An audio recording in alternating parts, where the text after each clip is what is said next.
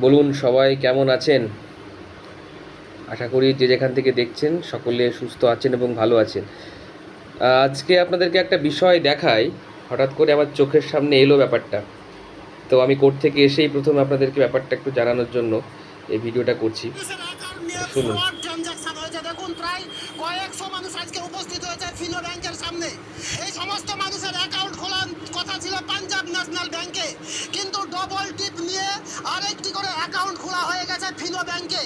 এই সমস্ত মানুষ মানে অবস্থাটা চিন্তা করুন, যে সমস্ত ব্যক্তিরা হয়তো কোনো একটা তাদের কথা মতো তাদের দাবি অনুযায়ী পাঞ্জাব ন্যাশনাল ব্যাংকে ওনারা একটা অ্যাকাউন্ট খুলতে গিয়েছিলেন সিএসপিতে, এবং তাদের দাবি এটাই যে সেখান থেকে নাকি ডবলভাবে টিপ, ছবি, সিগনেচার এসব নিয়ে নাকি তারা এই ফিনো এই ব্যাংকটাতে একটা অ্যাকাউন্ট খোলে, যেটা মুর্শিদাবাদ ব্রাঞ্চ। সেখানে বিভিন্ন মানুষের, একটা গ্রামের প্রায় 100-র অধিক মানুষের অ্যাকাউন্ট তারা খুলেছে, এবং তারপরে যেটা হয়েছে সেই অ্যাকাউন্টকে ব্যবহার করে লেনদেন করেছে। আপনার অ্যাকাউন্ট কিন্তু আপনি জানেন না যে আপনার অ্যাকাউন্টটা কীভাবে সে ব্যবহার করছে, কী ব্যাপার। আপনার ডকুমেন্টটাকে ব্যবহার করে একটা অ্যাকাউন্ট খুলেছে, এবং সেই অ্যাকাউন্টটা খোলার পরে কিন্তু সেখান থেকে বিভিন্ন ধরনের ট্রানজাকশানস হয়েছে, যেটা কিন্তু আপনি জানেন না। হঠাৎ করে যখন তাদের সাইবার ক্রাইমের বিভিন্ন বিষয়গুলো উঠে এসেছে, সাইবার ক্রাইম রিলেটেড যখন কমপ্লেন সেই সমস্ত অ্যাকাউন্টে হয়েছে, এবং এই যে ব্যক্তিগুলো যারা এই যে এই যে এই যে সমস্ত যে ব্যক্তিগুলোরা দাঁড়িয়ে রয়েছে, ইনারা তখন কিন্তু জানতে পারেন যে তাদের নামে যে সাইবার ক্রাইম হয়েছে, এবং তাদের অ্যাকাউন্ট এই ফিনো ব্যাংকে খোলা হয়েছে তাদের কনসেন্ট ছাড়াই।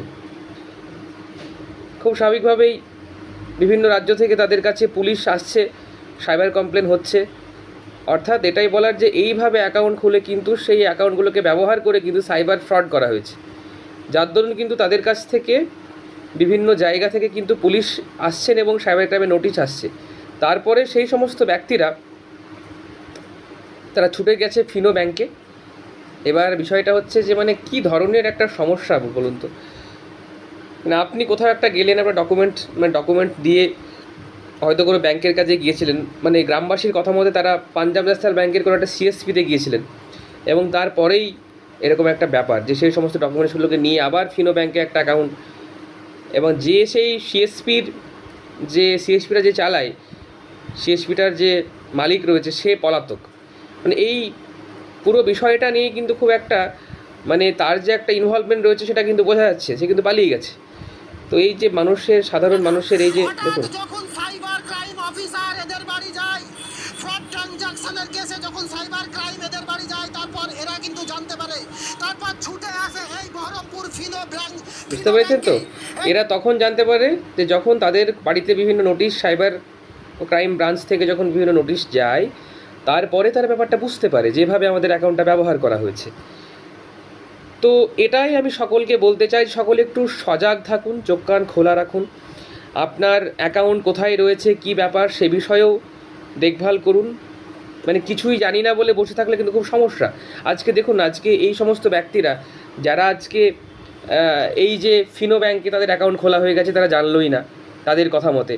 এই যে বিষয়গুলো ঘটছে, তার জন্য আমি একটা কথাই বলবো যে সকলে সজাগ থাকুন এবং সতর্ক থাকুন। আজকে তাদের কাছে বিভিন্ন রাজ্যের, বিভিন্ন বাইরের রাজ্য থেকে কিন্তু নোটিশ আসছে, এবং তাদেরকে কিন্তু অনেক সমস্যার সম্মুখীন হতে হচ্ছে। তাদের অ্যাকাউন্টটাকে ব্যবহার করে অনেক অসাধু মানুষরা তারা কিন্তু সাইবার ফ্রড করেছেন।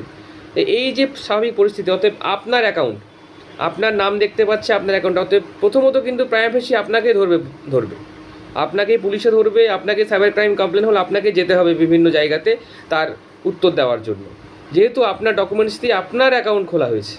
কিন্তু তার মধ্যে এতগুলো বিষয় রয়েছে, মানে খুব চরম একটা, খুব বাজে একটা ব্যাপার। এবং এ ধরনের যে কাজগুলো যদি সত্যি সেই পাঞ্জাব সিএসপির সেই ব্যক্তি যদি করে থাকেন, খুব বাজে একটা ব্যাপার হয়েছে। এবং এই সমস্ত মানুষের যে সমস্যার সৃষ্টি হচ্ছে, যে সাইবার ক্রাইমে নোটিশ আসছে, সেটা যদি শুধুমাত্র তার জন্যই যদি এটা হয়ে থাকে, অবশ্যই সমস্ত দায়ভার তাকে নিতে হবে, কারণ এইভাবে চলতে পারে না। আর আপনাদেরকেও সকলেরকে আমি এই ভিডিওর মাধ্যমে বলি যে আপনারও কিছু জানি না বলে ওই হাত পা গুটিয়ে বসে থাকলে হবে না।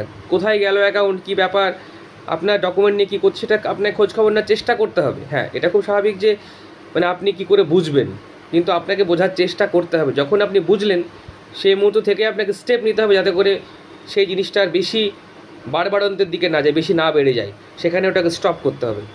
অতএব মনে হলো যে আপনাদেরকে বিষয়টা জানিয়ে রাখা উচিত, তাই আমি কোর্ট থেকে এসে প্রথমে আপনাদের জন্য একটা মেসেজ দেওয়ার জন্য এই ভিডিওটা বানাচ্ছি। সকলে ভিডিওটাকে শেয়ার করবেন যাতে করে আপনারাও, যাদের যেখানে অ্যাকাউন্ট রয়েছে, সবাই ঠিকঠাকভাবে সেটা ব্যবহার করবেন।